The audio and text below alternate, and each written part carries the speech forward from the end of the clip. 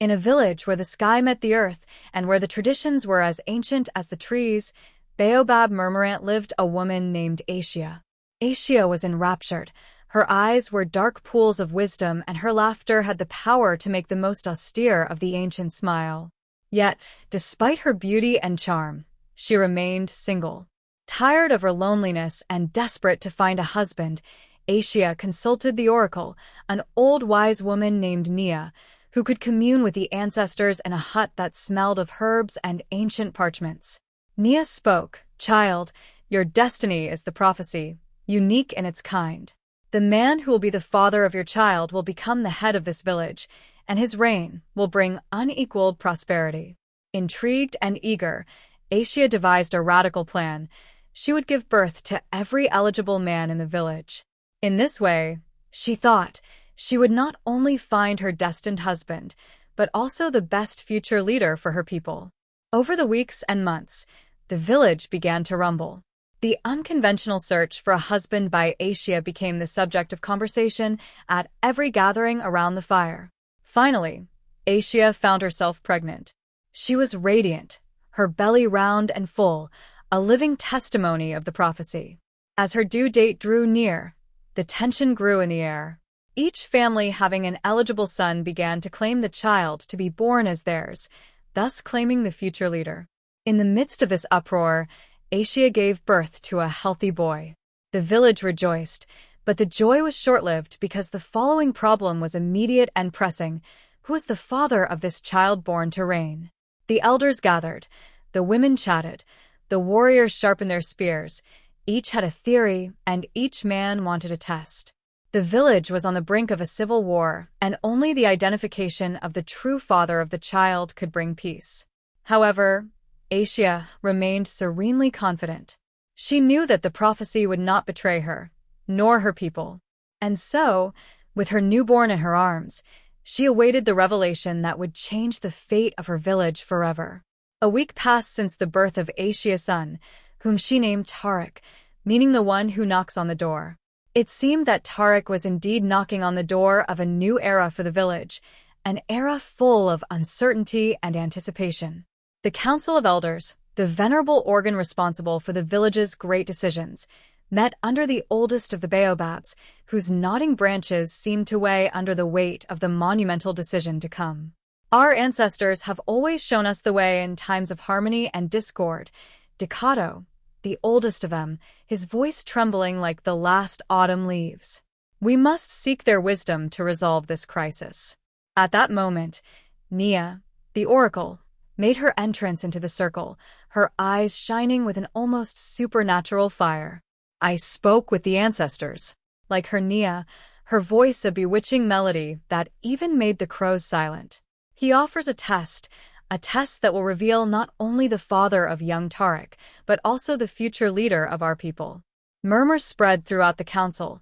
Even among the elders who had seen many harvests and many seasons, it was unprecedented. "The test," continues Nia, "will require that each potential father undertake a journey to the sacred mountain. At its top is a stone, not just any stone, a stone of the moon imbued with the wisdom of our ancestors. The man who returns with this stone will be considered as the true father and the destined leader of our village." A collective breath was heard. The sacred mountain was a place of many dangers: wild beasts, treacherous terrain, spiritual tests that could even break the strongest will. However, the Council of the Elders knew that there was no other way. After a moment of meditative silence, Cato spoke. "So, it's decided. Each pretender will leave at dawn in 3 days. May the ancestors guide us." When the council dispersed, a myriad of emotions filled the place of the village. Excitement, fear, hope, all woven together in a tapestry as complex as life itself. Asia, holding Tariq close to her chest, felt a calm assurance invade him. The ancestors had set the scene, and now it was up to the men to prove their worth. But even she could not predict the upcoming upheavals, because the journey to the sacred mountain was a journey that would bring surprising revelations, which would change the village and its inhabitants in a way they would never have imagined. When dawn rose 3 days later, a silent expectation enveloped the village. The air was thick with the smell of burning soot, while incense was escaping from the houses, seeking the blessings of the ancestors for the journey to come. 6 men stood in the village square, each representing a different family claiming Tariq as their parent. Their faces were a canvas of emotion, compression, fear, and almost palpable latent excitement. Asia, turning Tariq in her arms, watched them silently, her eyes meeting theirs, a mute message that seemed to say that the best wins. At the sound of a travel horn and the beating of the drums, the journey began. Each man wore a bag full of offerings, kola nuts, palm wine, and sacred amulets to honor the spirits of the sacred mountain. The path was full of challenges, both physical and mystical, sinuous rivers like snakes, murmuring forests of secrets, and resonant caves of laughter and tears of forgotten souls. However, the real test was at the foot of the sacred mountain. A stone altar stood there, inscribed with ancient runes telling stories of heroes and gods, of love and betrayal. Next to the altar was a pool of water so clear that it reflected their deepest fears and desires. When the men reached the altar, a voice resonated around them, a voice so ethereal that it seemed to belong to the mountain itself. Offer what you appreciate the most, and you will be able to move forward. The voice resonated, amplifying the air of an unspoken gravity. One by one, the men approached the altar, some offering of gold, others of the heritages transmitted through the generations, but nothing happened. The path to the top remained sealed, as if to mock their futile attempt. Finally, it was Gino's turn. Gino was neither the richest nor the strongest among them, but he was known for his wisdom and humility. Instead of placing an object on the altar, he knelt down and offered a prayer for the village, for Asia, and for the generations to come who would inherit the earth. When he finished, the altar began to glow with a soft and radiant light, and the path to the top opened as called by his sincerity. Amazed and humble, the men followed Gino, who guided them. The weight of their journey seemed to lighten, their determination intensified, linked by a new understanding that true leadership required more than wealth or strength. It required the wisdom of the heart. The ascent of the sacred mountain was not an ordinary ascent. Each step seemed to be a dance between the earthly and the divine, where physical effort met spiritual enlightenment. The men felt their breath become shorter, but their senses sharpened. Each rock, each gust of wind seemed to be imbued with ancestral wisdom. Finally, they reached the summit, where the night sky seemed within reach. Within reach, sparkling stars witnessed this crucial moment in the history of the village. There was the moonstone, shining gently in the moonlight, almost as if it pulsated at the rhythm of the heartbeats of the mountain itself. Gino approached the stone first, his hands trembling as he touched its cold surface. The moonstone lit up, its glow intensifying in a radiant ray heading towards the sky, returning in the form of a cascade of light that enveloped it. Son of Kofi, a heavenly voice resonated. You have proven your worth. This child, Tariq, is yours and you are destined to lead your people. Submerged by emotion, Gino fell to his knees. The men who accompanied him remained silent, humble and astonished by this revelation, their desire and their previous rivalry dissipating like morning mist. As they descended the mountain, the village appeared, bathed in the soft glow of dawn. The men felt different, transformed not only by the revelation but also by the journey itself. It was as if they had lost layers of ignorance and ego, revealing new skins of wisdom and humility. Upon their arrival, the whole village had gathered, the tension in the palpable air, a sea of anxious and expectant faces. Gino advanced, holding the moonstone well, so that everyone could see it. The ancestors spoke, he declared. I am Tariq's father, and it is my destiny to lead this village. A collective breath followed by a roar of joy, and ululation followed. The elders hoisted their heads in sign of approval, their faith in the reaffirmed ancestral wisdom. Asia, with Tariq in her arms, advanced towards Gino. Their eyes met and, at that moment, all the complexities and difficulties seemed to melt, leaving room for a pure and tacit understanding. While Gino took his son in his arms for the first time, the village burst into a joyful celebration. But Asia knew that this was only the beginning. They had avoided a crisis, and perhaps even started a new chapter in their history, but the real work was to raise a child destined for greatness and to lead a village towards prosperity. However, with the moonstone as a guide and ancestral wisdom in their hearts, they were ready to face the challenges to come together. Several moons had passed since the day when Gino had been declared Tarek's father and future village chief. A feeling of peace and prosperity seemed to be instilled in the community, a testimony of the prophecy announced, or at least it seemed so. One fateful evening, as Asia fed Tarek in the shade of their family hut, she heard a discreet conversation behind the great baobab who stood like a sentry near her house. "You did well, Gino." The village had no doubt, and the prophecy seemed to be fulfilled. Nia's roguish voice, the oracle, was unmistakable. "My conscience is troubled, Nia. We have deceived the people who trust us, and I am raising a son who is not really mine." Gino's voice trembled with regret. But you will be a wise and benevolent chief. Is that not what is best for the village?"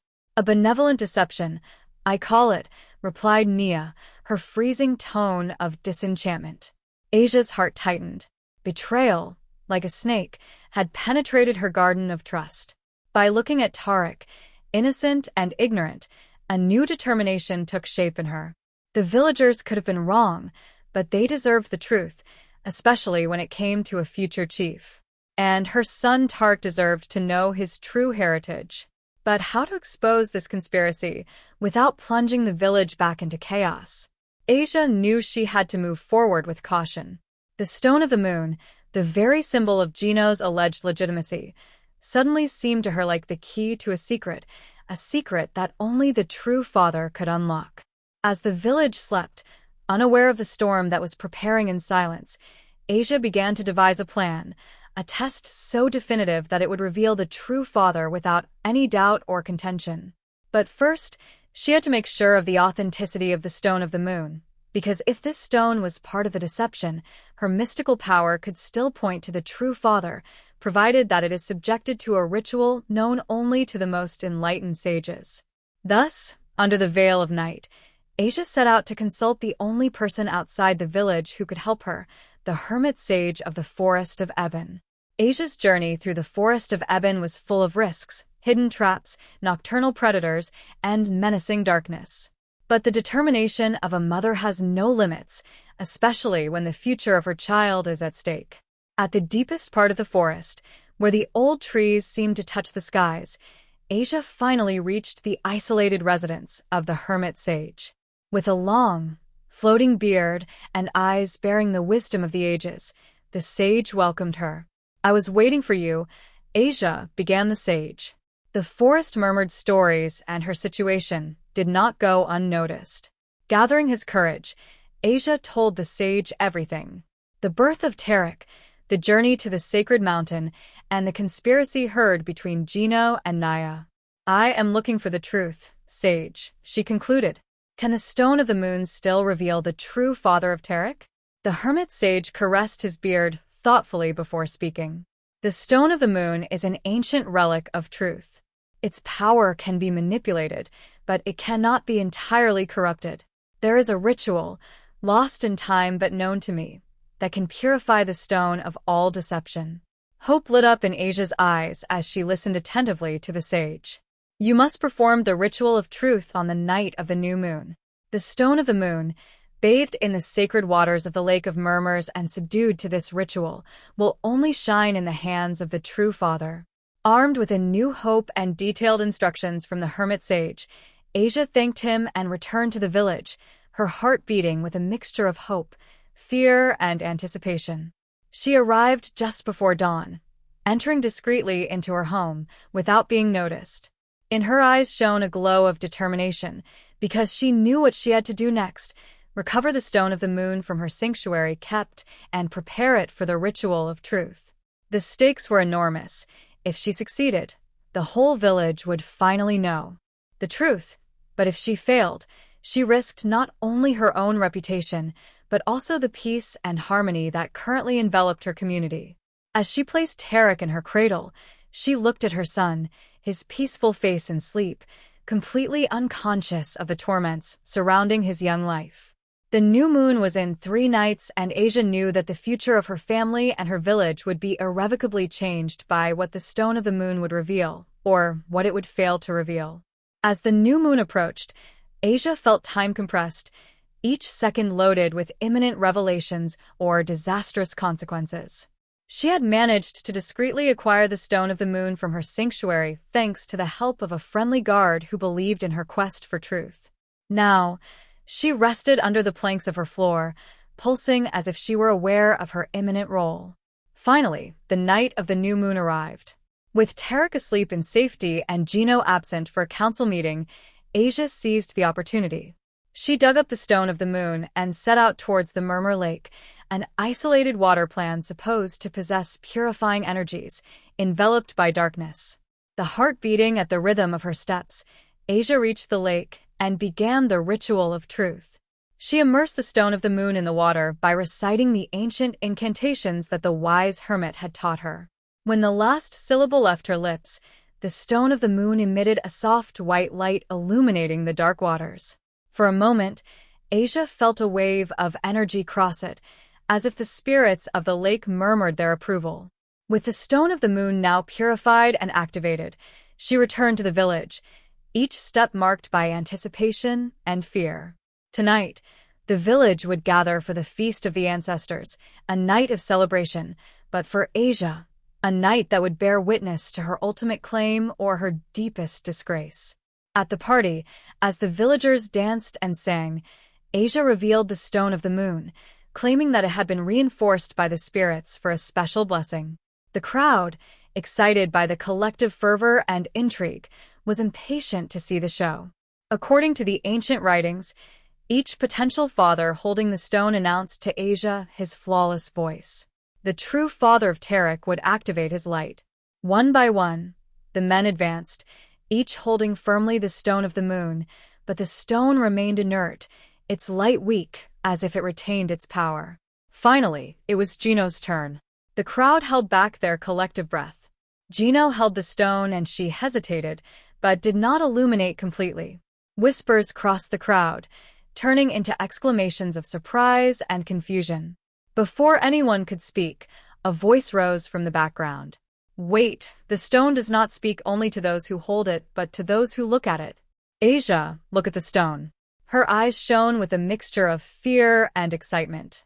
Asia raised her gaze to meet that of Gino, then lowered her eyes to the stone of the moon. At that moment, the stone vacillated violently and then went out. Exclamations of surprise filled the air. Gino's face became livid. Asia's eyes met those of the crowd and, at that moment, they knew that Gino was not the true father. The silence was broken by Nia's maniacal laughter. You see, even the best design plans fail in the face of the will of the spirits. Following the failure of the ritual, the village was consumed by a volatile mixture of disbelief, anger, and urgent curiosity. The elders called for an immediate meeting of the council. The atmosphere was full of tension, thicker than the wet air of the night. Nia was the first to speak, her voice borrowed from a mixture of regret and revelation. "My dear villagers, we have been caught in a web of deception. The spirits spoke through the stone of the moon. Gino is not the true father. However, this must be a moment of awakening, not of division." The council broke into a cacophony of arguments and accusations. Finally, the head of the elders, Mbaka, rose, his secular wisdom commanding the silence. "The ancestral spirits are not satisfied with our madness. We must seek the truth and not let division tear us apart." Turning to Asia, he said, "You have summoned the spirits and discovered a terrible truth. What do you propose to do now?" Asia's voice was firm. "I propose another ritual, one that cannot be trafficked. Let each man of the village come and swear an ancestral oath on the bank of the river of truth. There, they will declare their fatherhood, and the river, divine witness, will reveal the true father." The council accepted, fixing the ritual for the next dawn. No one slept that night, their dreams disturbed by murmurs of scandal and winds of change. At dawn, The village gathered on the bank of the river of truth, its waters being blessed by the gods. One by one, the men swore the ancestral oath, swearing their innocence or their guilt. Finally, it was Gino's turn. He advanced, his eyes meeting those of Asia. At that moment, Asia saw a glow of something. Was it regret or perhaps a silent request for forgiveness? Gino plunged his hand into the river, solemnly reciting the oath. As he spoke, the waters around his hand darkened but did not change color, sign of a true oath. The crowd was in suspense, waiting for a divine sign. Suddenly, a resounding cry from the bottom of the crowd. All eyes turned to a young man, Massey, trembling as the waters around his hand immersed in golden wine, irrefutable sign of the truth recognized in divine rituals. Massey, son of Hoko, announced the ancient Baka, "You are the true father of Tarek, as declared by the river of truth." A collective breath crossed the crowd. Massey was one of the most secluded men in the village, known for his quiet nature and rarely involved in community affairs. As Massey moved forward timidly, Asia's eyes met his. In this brief connection, she experienced bursts of integrity and sincerity, characteristics she had sought but never found until now. Massey's revelation as the true father shook the foundations of the village. Whispers resonated among the crowd as Massey approached Asia and Tarek, his eyes full of humility and calm strength. The ancient Mbaka moved forward, his silent presence calming the crowd. The river of truth spoke. Massey is the father, and we must honor this divine verdict. He turned to Gino and Nia, his eyes folded. As for those who have misled us, they will have to face the advice of the elders for their actions. Massey took his place alongside Asia and Tarek. At that moment, Asia felt that a new chapter in their lives was about to begin, marked by honesty, respect, and love, things that had been missing in his recent past. As a legitimate father, I will do my best to assume this responsibility, Massey declared, his voice tinged with true determination. The villagers dispersed, their hearts and minds tormented by a mixture of relief, curiosity, and persistent doubt. The atmosphere was electric, and a feeling of anticipation filled the air. It was clear that things would never be the same again. That evening, the Council of the Elders met in an emergency meeting to discuss the fate of Gino and Nia. The chamber was tense as the elders evaluated the implications of their decision. Finally, they came to a verdict. Gino was stripped of his title and his status, forced to carry out public interest work as a sign of redemption. Nia was banished from her oracle role, her position having to be occupied by a new seer chosen by divine consultation. The two were confronted in the village the next day to publicly apologize for their mistakes. There was a palpable air of disgrace around them, but also a tone of tragedy, recalling that even well-intentioned actions can lead to disastrous results when they deviate from the path of truth. The prophetic words Tarek was destined to direct seemed to come true as the village prospered unexpectedly. The harvests were more abundant, the disputes between villagers diminished, and a new unity took root. Even Gino, humiliated by his public disgrace, found a way to redemption through sincere expiation, and Nia, although stripped of her title, began a quiet life of reflection, her wisdom no longer being mingled with manipulation. Thus, in a village uprooted to its core, a new dawn emerged, brighter, wiser, and full of promise. Although challenges arose inevitably, the community had been fortified by the irreplaceable virtues of truth and unity, and that made all the difference. Asia, Matsy, and Tarek were on the brink of a new promising life, their hearts aligned with the lasting wisdom according to which truth, once revealed, has the power to heal, to unite, and to announce a brighter future. Thank you for following this captivating story. Sometimes, the path to truth is tortuous and arduous, but it is a journey that is worth it because truth frees us. If you enjoyed this story, don't hesitate to leave a like and subscribe to the channel so as not to miss other stories as interesting.